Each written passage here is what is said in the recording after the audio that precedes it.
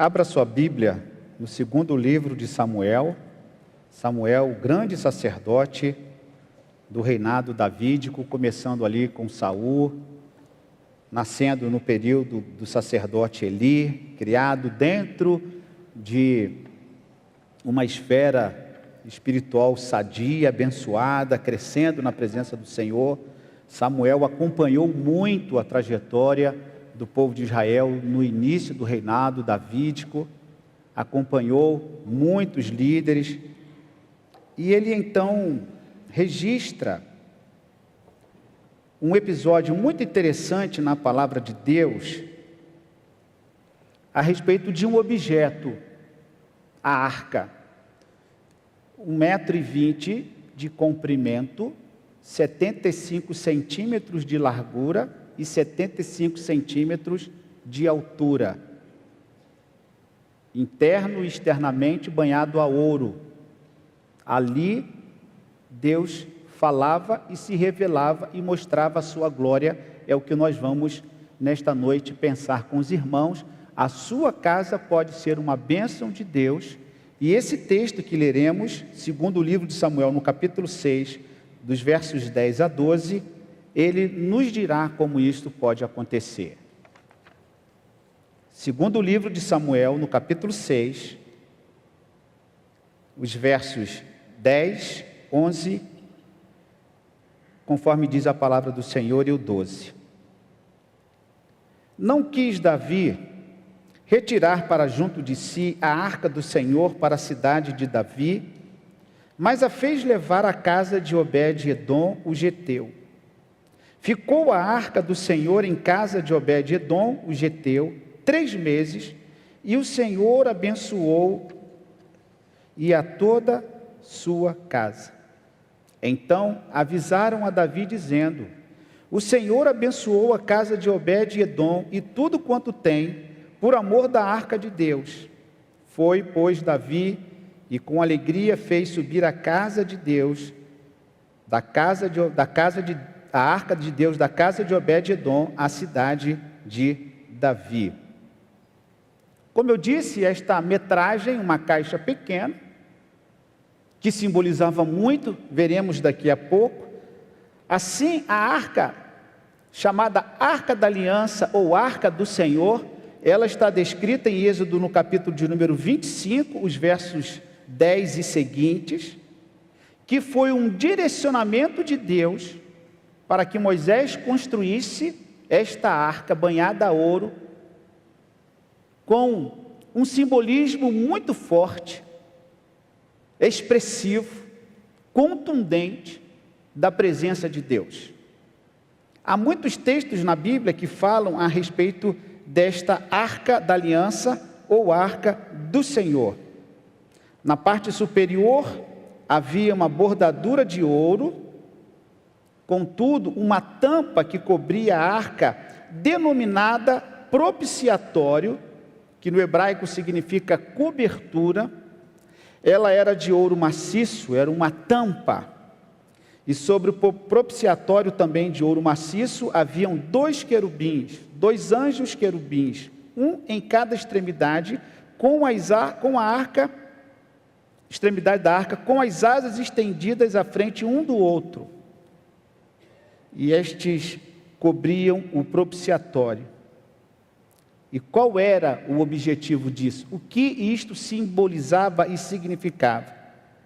Que Deus estava no meio deles e que Deus se comunicava com eles. Este era o valor da arca, e nós encontramos também o significado da arca. E o significado da arca era o lugar da revelação divina, do encontro com Deus, lugar do culto, da confissão de pecados, com o oferecimento de sacrifício, o lugar de adoração ao Senhor, o lugar de ouvir a voz de Deus. Era o local em que o povo ouvia o que Deus queria falar. E por isso a arca era muito importante naquele contexto. Ela era levada para um lado e ela era levada para um outro lado. Assim, a arca do Senhor, ela tinha alguns significados distintos. O primeiro simbolizava a presença protetora e orientadora de Deus no meio do seu povo. Era Deus caminhando, falando, mostrando, ensinando. Deus falava diretamente com o seu povo através daquele símbolo, daquela caixa preciosa com estas medições que eu disse, a arca sagrada. E Deus ali se revelava ao seu povo, era um símbolo da presença de Deus com o seu povo. E ela desempenhou um papel muito importante em toda a trajetória pelo Mar Vermelho, da travessia do Rio Jordão, da trajetória da queda de Jericó. Era utilizada como um ânimo e um fortalecimento do povo para as guerras quando ela era trazida. Ou seja, era algo que as pessoas precisavam reverenciar, entendendo que era a presença de Deus. Mas um segundo significado, no entendimento de alguns intérpretes teólogos, a arca tipificava o Senhor Jesus Cristo que intercede por nós detrás do véu, ou seja, um tipo de Cristo que nos acompanha, que está conosco, que fala conosco, que nos protege. E a arca da aliança então poderia ser entendida para nós hoje perfeitamente como a presença de Cristo entre nós. Hebreus capítulo 9, verso 4, vai dizer que a arca, dentro da sua parte interna, ela continha 3 elementos. A arca, ela abrigava, segundo Hebreus capítulo 9, verso 4, as tábuas da lei, que eram as tábuas que Deus escreveu os 10 mandamentos, entregando a Moisés no Monte Sinai, referindo-se e fazendo menção à aliança de Deus e o seu povo. Dentro da arca, um segundo objeto, o vaso com o maná, que era o alimento fornecido por Deus aos israelitas durante a jornada pelo deserto. Era um lembrete da provisão divina. E o bordão de Arão, fechando assim estes 3 elementos contidos dentro da arca. A vara que floresceu, um sinal da escolha de Deus por Arão como sacerdote, como um testemunho que Deus concedeu ao seu povo diante da liderança, servindo de testemunho para aqueles que se demonstravam rebeldes contra as orientações dos seus líderes. Então a arca era esta caixa com estas medições, com um significado extremamente importante para o povo. Com estes significados, com estes 3 elementos contidos dentro da arca, na sua parte interna. E esse texto então nos mostra que Davi levou esta arca para a casa de um homem chamado Obed-Edom, e esta arca ficou 3 meses na casa deste homem, e diz o texto que a casa dele foi abençoada em todas as coisas.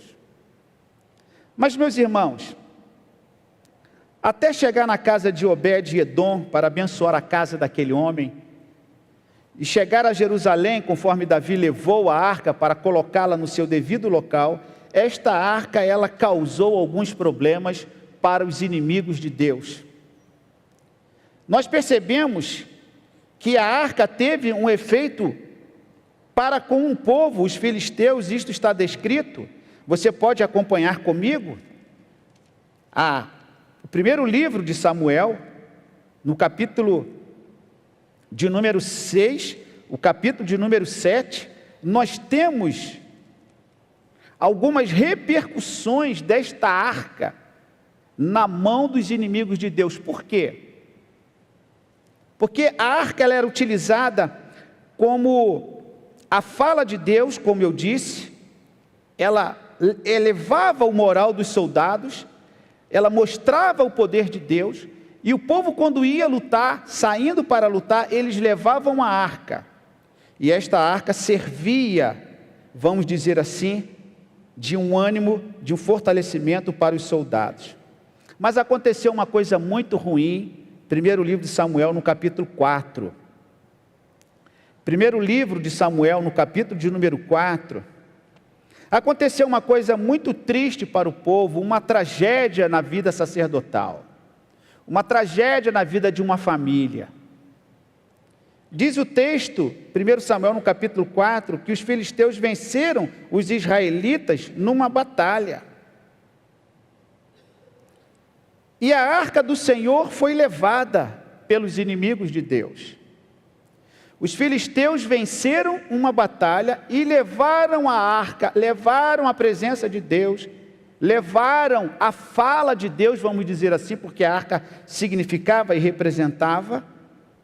E eles então levaram para os seus arraiais, e a coisa complicou tanto para os inimigos de Deus, quanto para o povo de Deus.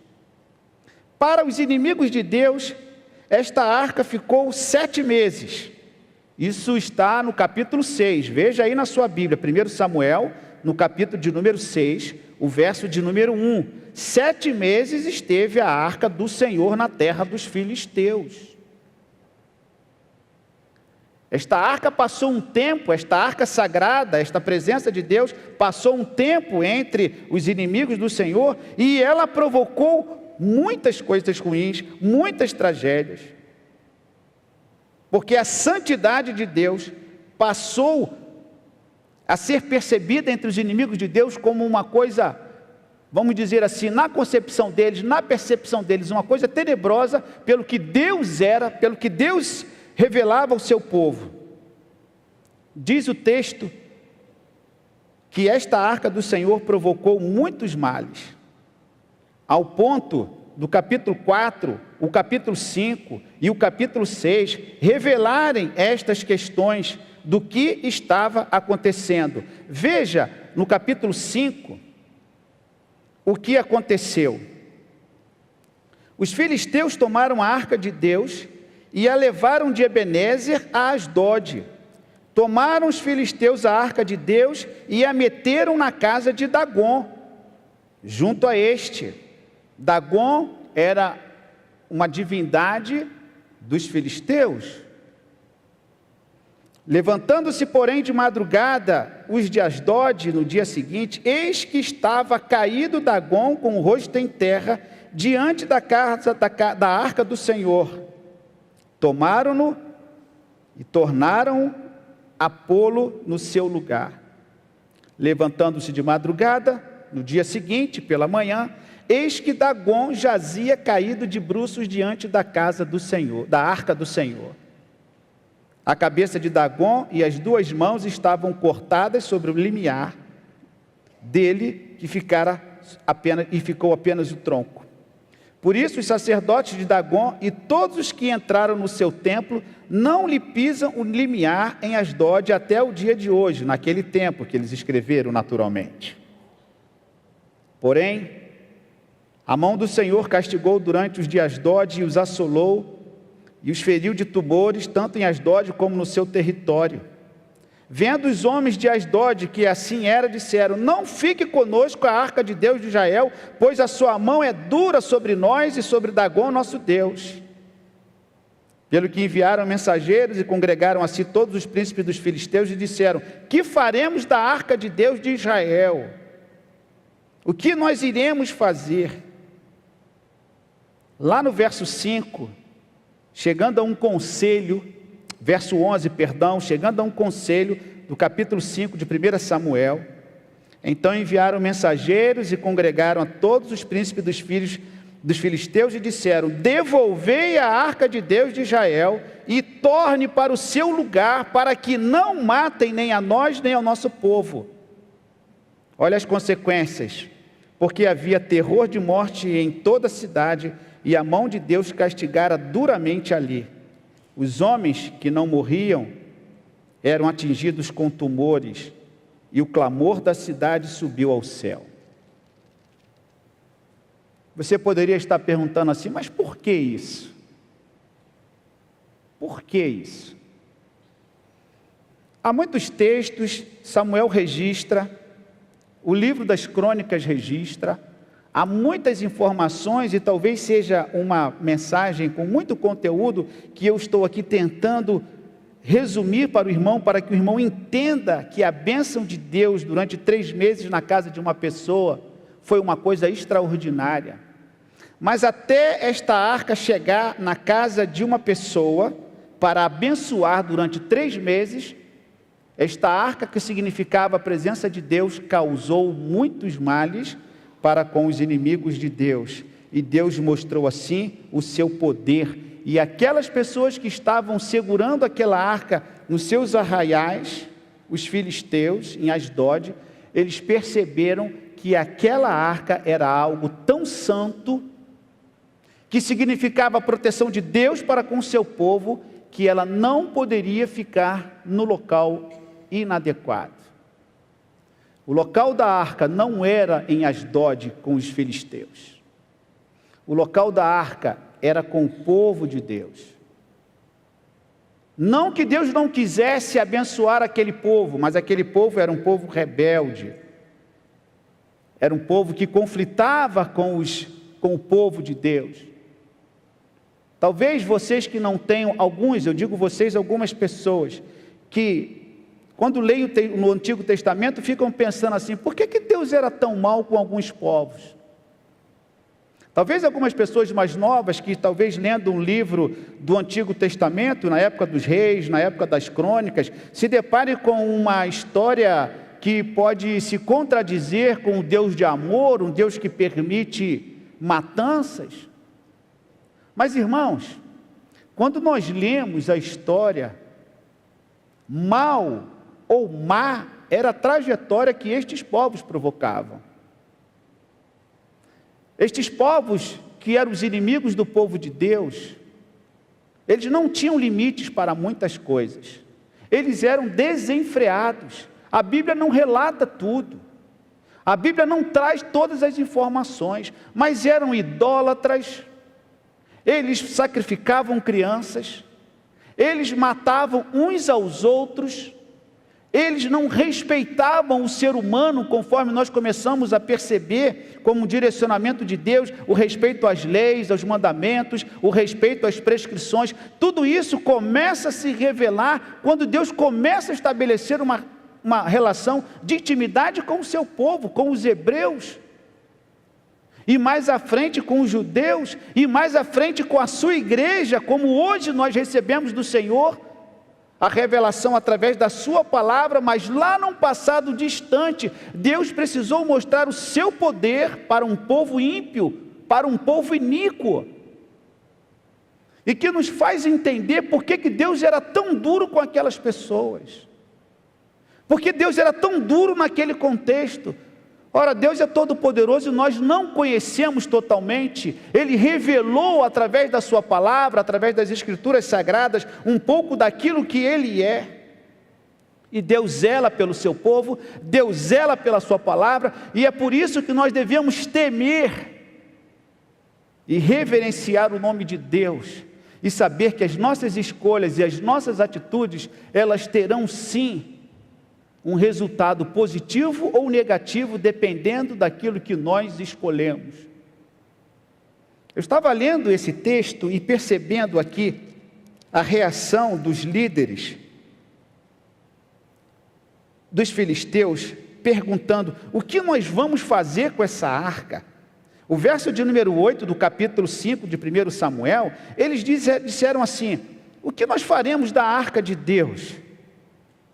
O que nós vamos fazer com isso? Eles não sabiam o que fazer porque eles não conheciam a Deus. Eles desprezavam o sagrado. Aquilo que para o povo de Deus era bênção, era paz, era fala, era o encontro com Deus, é o encontro do direcionamento, o encontro da cura, quando Deus se revela àquelas pessoas para um outro grupo. O que era?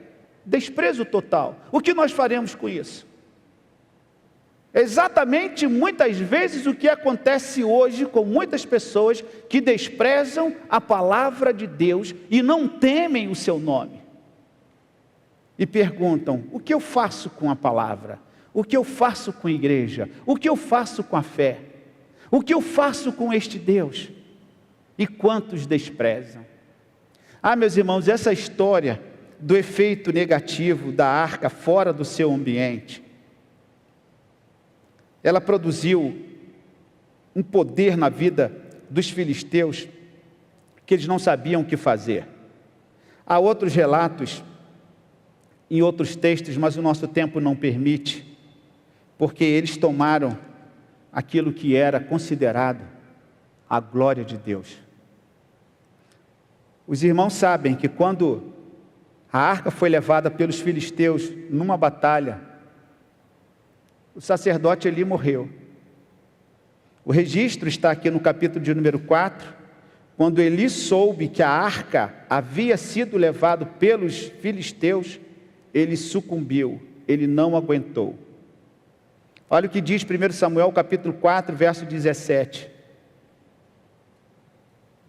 Vou ler o 16. Disse o homem a Eli: eu sou o que saí das fileiras e dela fugi hoje mesmo. Perguntou-lhe Eli: que sucedeu, meu filho? O que aconteceu lá na batalha, meu filho? Então respondeu o que trazia as novas e disse: Israel fugiu diante dos filisteus. Houve grande morticínio entre o povo, e também os teus filhos, Rofini e Finéias, foram mortos, e a arca de Deus foi tomada. Ao fazer ele menção da arca de Deus, caiu Eli da cadeira para trás, junto ao portão, quebrou-se-lhe o pescoço e morreu, porque ele era um homem velho e pesado, e havia ele julgado a Israel 40 anos. Naquela batalha, os filisteus levam a arca, o mensageiro vem ao sacerdote, o sacerdote preocupado, o texto vai nos dizer que ele está preocupado com o que aconteceu com a arca do Senhor, e ele pergunta ao mensageiro, o mensageiro diz: levaram a arca do Senhor. Eli, idoso, pesado, devia ser um homem. Será que falar muito gordo é problemático ou não? Falar que é muito gordo é ruim hoje? Não sei. É ou não é? Acima do peso, melhor? Tem gente magra, tem muita gente gorda. Na minha época a gente podia falar: ele fulano é gordo, fulano é magro. Hoje a gente tem que ter cuidado com a gente fala. Ele era pesado, a Bíblia diz que ele era pesado. Ele devia ser pesadão, devia comer muito. Não deveria fazer exercício. Talvez com problema de visão, idoso, já não tinha muita disposição, sentado numa cadeira. Quando ouviu aquela notícia, ele cai para trás, quebra o pescoço e morre. E a história não acaba aí. Verso 19 do capítulo 4 de 1 Samuel. Estava sua nora, a mulher de Finéias, grávida, e próximo parto, ouvindo estas novas da arca de Deus, fora tomada de que seu sogro e seu marido morreram. Encurvou-se e deu à luz, porquanto as dores lhe sobrevieram. Ao expirar, disseram as mulheres que a assistiam: não temas, pois tiveste um filho. Ela, porém, não respondeu nem fez caso disso, mas chamou o menino e acabou, dizendo: foi-se a glória de Israel. Isto ela disse porque a arca de Deus fora tomada, e por causa do seu sogro e de seu marido. E falou mais: foi-se a glória de Deus, pois a arca do Senhor foi tomada. Vejam, irmãos, que tragédia. O que esta arca representava para eles? Levada pelos inimigos, o mensageiro chega para o sacerdote preocupado com a arca, diz o que aconteceu. O mensageiro diz: eles levaram a arca. O sacerdote Eli cai para trás, quebra o pescoço, morre. Diz aqui o texto que a sua nora, mulher de um dos que tinham morrido, ouvindo isso, entrou em trabalho de parto, não conseguindo segurar as suas emoções, tendo ali algumas complicações na sua saúde, expirou, mas chamou o menino e acabou, dizendo: foi-se a glória de Israel, porque a arca de Deus fora tomada, e por causa do seu sogro, e por causa do seu marido, e porque a glória do Senhor se foi, sendo tomada pelos filisteus. Como que eles entendiam e reverenciavam aquilo que talvez para nós hoje é um simples objeto, que nem sabemos onde está, mas que para eles representava a bênção de Deus. E o que acontece, para resumir um pouco a história, meus irmãos? O que acontece? Há uma tentativa de que esta arca fosse trazida para a presença de Deus. Eu vou resumir um pouco essa história. No caminho, quando os bois estavam carregando esta arca, os bois tropeçaram e duas pessoas que estavam segurando aquela trajetória, aquele comboio com a arca, eles foram segurar a arca para que a arca não caísse no chão. Eles tocaram na arca e foram mortos na hora. Aquilo criou, principalmente em Davi, que era o líder, uma tristeza, e ele ficou muito tocado com aquilo, muito desgostoso com aquilo, e ele então ficou preocupado porque ele não estava tratando de uma coisa simples. A arca não era qualquer coisa. E aí o que acontece? Esta arca é devolvida, os israelitas eles recebem novamente, e Davi então, capítulo 6 de 2 Samuel, ele vai tentar levar esta arca para Jerusalém, mas esta arca ainda vai peregrinar até chegar em Jerusalém. Veja o capítulo 6 de 2 Samuel. Tornou Davi a ajuntar todos os escolhidos de Israel em número de 30.000, dispôs-se todo o povo que tinha consigo, partiu para Baalá de Judá, para levarem de lá para cima a arca de Deus, sobre o qual se invoca o nome do Senhor dos Exércitos, que se assenta acima dos querubins. A arca é o momento da invocação do nome de Deus. Puseram a arca de Deus num carro novo e a levaram da casa de Abinadab, que estava no outeiro, e Uzá e Aiô, filhos de Abinadab, guiavam o carro novo. Levaram no arco, com a arca de Deus da casa de Abinadab, que estava no outeiro, ou seja, num monte, numa parte alta. Outeiro é uma parte alta, é um local mais alto. E Aiô ia adiante da arca. Davi e toda a casa de Israel alegraram-se perante o Senhor com toda sorte de instrumentos de pau, de faia, com harpas, com saltérios, com tamborins, com pandeiros e com símbolos. Quando chegaram à eira de Nacon, eira era um local, um espaçamento em que se debulhava o trigo, o milho. Eira era um espaçamento em que eles separavam o joio do trigo. Nacon, alguém que a Bíblia não traz referência a respeito dele, só para a sua informação. Quando chegaram à eira de Nacon, aquele local de debulhar o trigo ou o milho, estendeu Uzá a mão à arca de Deus e a segurou, porque os bois tropeçaram. Então a ira do Senhor se acendeu contra Uzá, e Deus o feriu ali por esta irreverência, e morreu ali junto à arca de Deus. Desgostou-se Davi, porque o Senhor irrompera contra Uzá, e chamou aquele lugar Pérez Uzá, até o dia de hoje. Pérez Uzá significa assolação. Temeu Davi ao Senhor naquele dia e disse: como virá a mim a arca do Senhor? Que situação para Davi. Que problemática com esta arca. Fazer o que com ela? Esta arca que representa a presença de Deus. Deus fala através dela. Ela vem desde a época de Moisés. O povo reverencia, e de repente, com uma briga entre povos, a arca é levada. Aquele povo sente o peso da santidade de Deus, promovendo flagelos, tumores e pragas. O deus Dagon cai no chão, eles ficam sem saber o que fazer. Eles se reúnem e falam o seguinte: o que nós vamos fazer? Os conselheiros dizem assim: devolve esta arca, porque o lugar dela é lá em Israel. Eles devolvem a arca. Davi se prepara para trazer a arca para Jerusalém, e pessoas inadequadas, inaptas, pessoas que não eram responsáveis pela condução daquela arca, porque não eram os levitas. O que aconteceu? Naquela trajetória, os bois tropeçam, e diz aqui o texto bíblico que pessoas inadequadas que não tinham a direção de Deus, que não tinham a alçada daquele transporte, a autorização, porque não tinha autorização, eles foram mortos naquele momento. E diz a Bíblia que Davi se desgostou. Davi ficou irado. E aqui, irmãos, eu queria fazer uma observação com vocês. Por que Davi ficou desgostoso?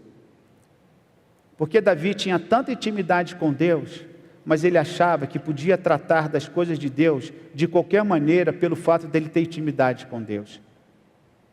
Eu li um comentário muito interessante, dentre alguns que eu li, me chamou a atenção.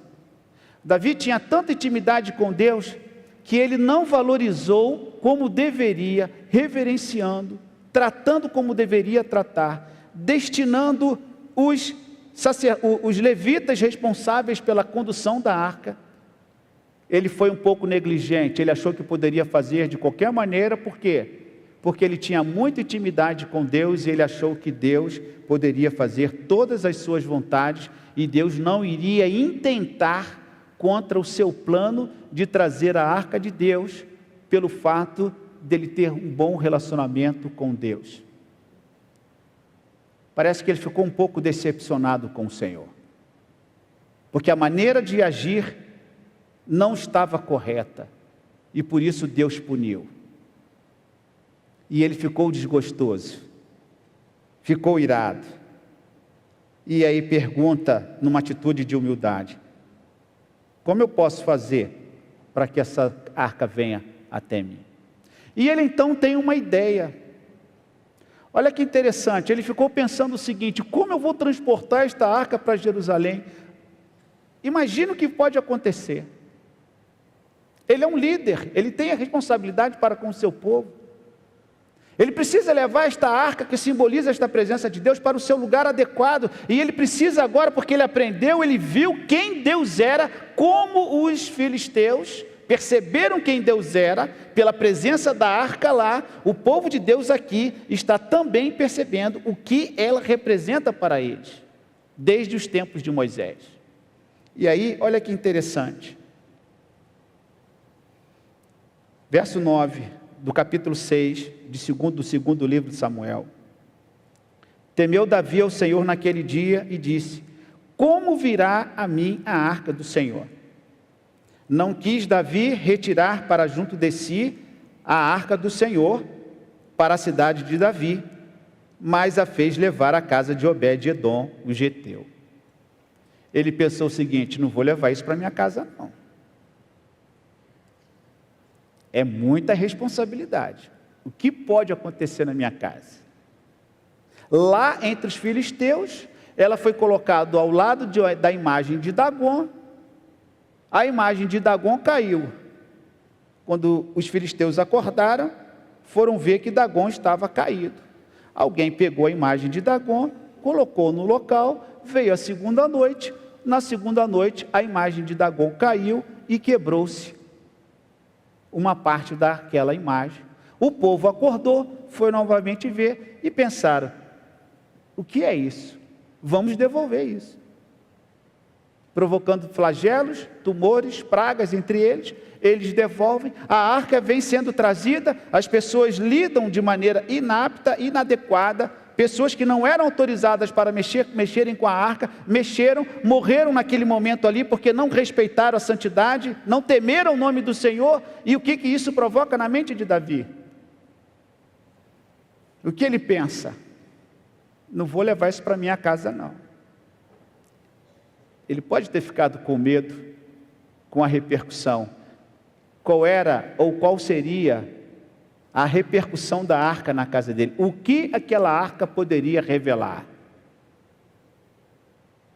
O que aquela arca poderia trazer como revelação, alguma mostra, alguma situação na casa de Davi? E ele temeu. Mas diz o texto bíblico, e aí é interessante quando a gente percebe lendo a história, Deus vai trazendo a sua arca, Deus vai movendo a história para o centro da sua vontade. E é interessante, Deus vem aplacando a sua ira. Irmãos, isso é teologia. Isso é teologia, isso é palavra de Deus. Palavra de Deus que precisa ser compreendida com outros textos. Porque algumas pessoas podem pensar assim, isso é uma loucura. Isso é uma loucura. Mas a Bíblia é um livro santo. É um livro que revela a vontade de Deus para a humanidade. A Bíblia é o livro que revela os bons planos de Deus para nós, conforme eu preguei semana passada aqui à noite, Jeremias 29, 11. Eu sei os planos de bênção e de paz que eu tenho para vocês. É neste sentido. E quando a arca vem sendo novamente trazida para Israel, parece que Deus vai se alegrando, porque ela está voltando ao seu lugar, ela está se aproximando do lugar onde ela deveria estar, e nunca deveria ter saído, porque o seu povo, por negligência, por imperícia, ou por qualquer outra coisa, permitiu que a arca fosse levada para os arredores fora do arraial de Deus. E aí então Davi tem uma decisão.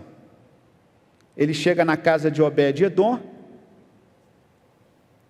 deixa a arca lá, e olha o que diz o verso 11: ficou a arca do Senhor em casa de Obed-edom, o geteu, quanto tempo, meus irmãos? 3 meses. E o que o Senhor fez naquela casa com a presença da arca? O Senhor o abençoou, e a toda a sua casa. Este homem, Obed-edom, que a Bíblia fala muito pouco a respeito dele, poderia ser um músico.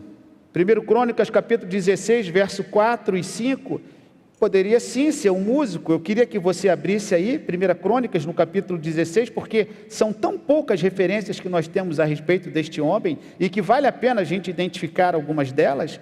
1 Crônicas no capítulo 16, 1 Crônicas no capítulo 16, nós temos aqui uma referência a ele,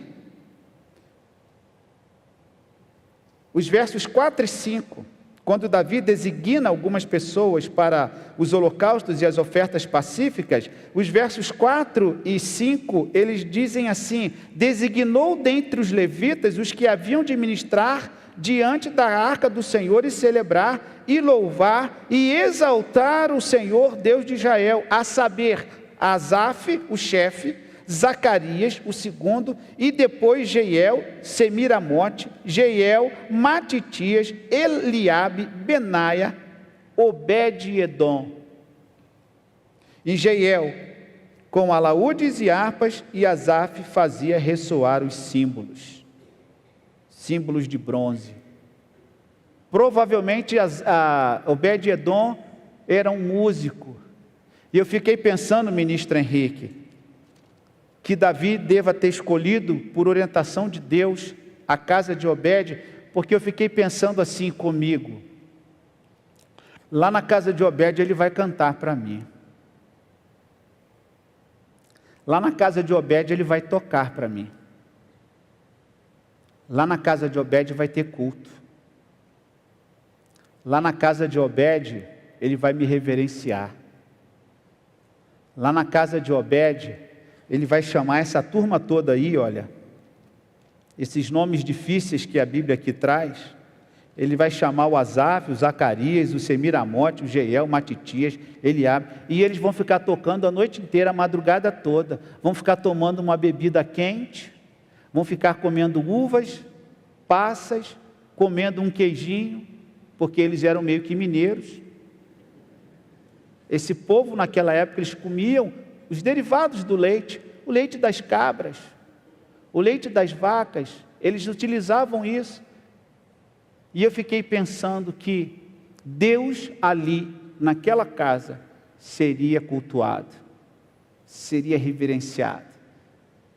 Chega de confusão, irmãos. Chega de confusão que esta arca provocou.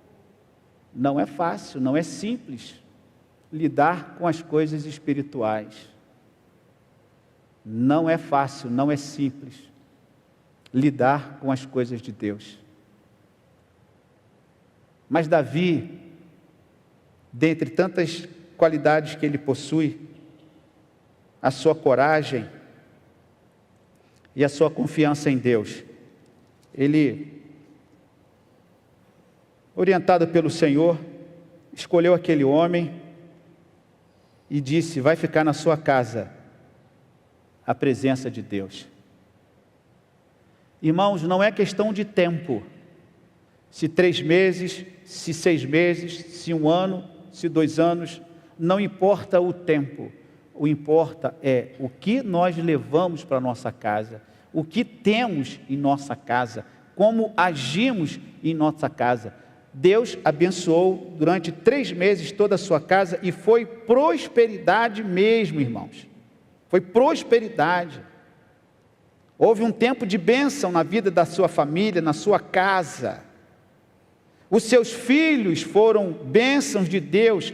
Também faço questão que você leia esse texto para que você perceba isso, porque este texto também, ele corrobora com esta bênção da sua família. Primeiro livro das Crônicas, capítulo 26, só você passar a página. Olha que interessante. Primeiro livro das Crônicas, no capítulo 26, os versos 4 a 8, falam dos filhos de Obed-edom. Os filhos de Obed-edom: Semaías, o primogênito, Jeozabade, o segundo Joá, o terceiro Zacar, o quarto Natanael, o quinto, Amiel, o sexto, Isacar, o sétimo, Peuleutai, o oitavo, porque Deus, o que, meu irmão? Os tinha abençoado. Deus abençoou a sua casa por completo, a sua vida foi abençoada, o seu ministério foi abençoado, e os seus filhos foram abençoados com a presença de Deus naquele lugar, naquela casa. Aí você fica perguntando e me perguntando: mas qual é a fórmula? O que eu preciso para que a minha casa seja abençoada? É a presença de Deus. É a presença de Deus. E se a arca simboliza, significa e tipifica, um termo que nós utilizamos em teologia, uma tipificação da pessoa de Cristo, como a arca de Noé foi também um tipo de Cristo que abrigou o seu povo contra o dilúvio, a arca do Senhor, a arca da aliança, tipificando também a presença de Cristo entre nós. Nós não temos objetos em nossa casa, nós não temos imagens em nossa casa. Eu tenho uma miniatura da arca lá na minha sala, que eu comprei no local que eu fui, achei muito bonitinha, uma réplica pequena. Fiquei com medo de colocar bala lá, a gente fica preocupado, né? Colocar umas balinhas dentro da arca, porque, como eu disse aqui, ela possuiu, durante o seu tempo, o objetivo de abrigar os 3 elementos importantes, né? As tábuas da lei, o vaso com maná e a vara de Arão, por isso que ela era tão importante. Para a gente concluir, meus irmãos, o resultado positivo na casa desse homem levou Davi a crer no Senhor e se fortalecer nele, porque ele viu o que Deus fez na vida de Obed. Avisaram Davi, volte para 2 Samuel capítulo 6, eu estou chegando à conclusão. 2 Samuel capítulo 6, a partir do verso 12. Então avisaram a Davi dizendo: o Senhor abençoou a casa de Obed-edom e tudo quanto tem por amor da arca de Deus. Foi, pois, Davi com alegria fez subir a arca de Deus na casa de Obed-edom, a cidade de Davi. É como se Davi dissesse assim: ufa, acabou. Chega! A arca veio para o local exato onde ela precisa estar. Davi se alegra com isso, porque de fato o povo começou a reconhecer a presença de Deus entre eles, a bênção de Deus na casa de Obed-edom, todos os seus familiares, e Davi então se alegra. Ele deve ter entrado no quarto dele, deve ter falado assim, deve ter orado assim: Senhor, muito obrigado, obrigado, Senhor. Obrigado porque ela está chegando, o povo anseia pela chegada da tua presença, Senhor.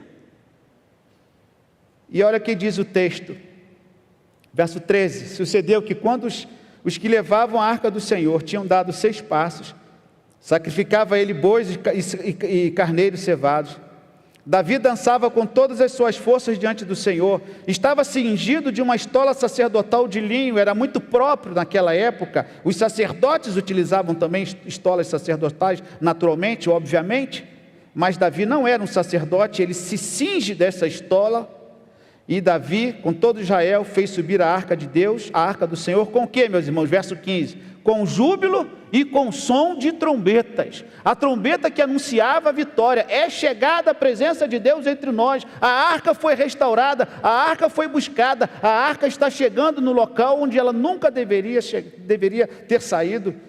E cantavam, e cantavam, e cantavam. E verso 16, ao entrar a arca do Senhor na cidade de Davi, Mical, filha de Saul, estava olhando pela janela e vendo ao rei Davi, que ia saltando e dançando diante do Senhor, o desprezou no seu coração. Introduziram a arca do Senhor e puseram no lugar na tenda que lhe armara Davi, e este trouxe holocaustos e ofertas pacíficas perante o Senhor. Tendo Davi trazido os holocaustos, ofertas pacíficas, abençoou o povo em nome do Senhor dos Exércitos e repartiu a todo o povo e a toda a multidão de Israel, tanto homens como mulheres, a cada um bolo de pão, um bom pedaço de carne e passas. Então se retirou todo o povo, cada um para a sua casa. Que coisa maravilhosa, irmãos. Que coisa maravilhosa, que festa.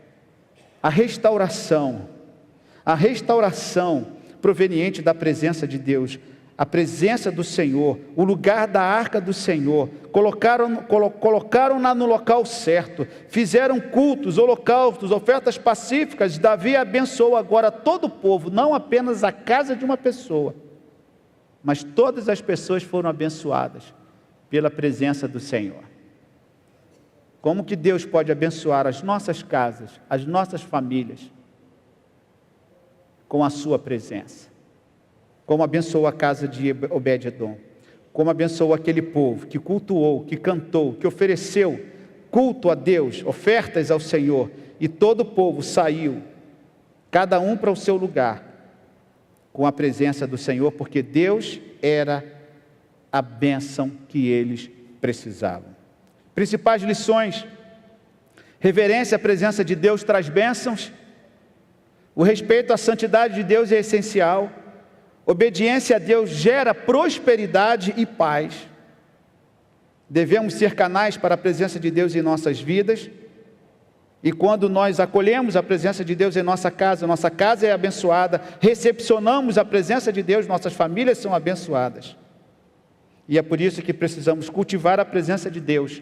É por isso que precisamos permitir que o Senhor permaneça em nossa casa.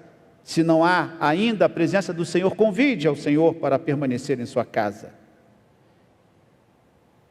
E nós podemos aprender também, com convicção, que cuidar das coisas do Senhor deve ser uma das nossas principais prioridades.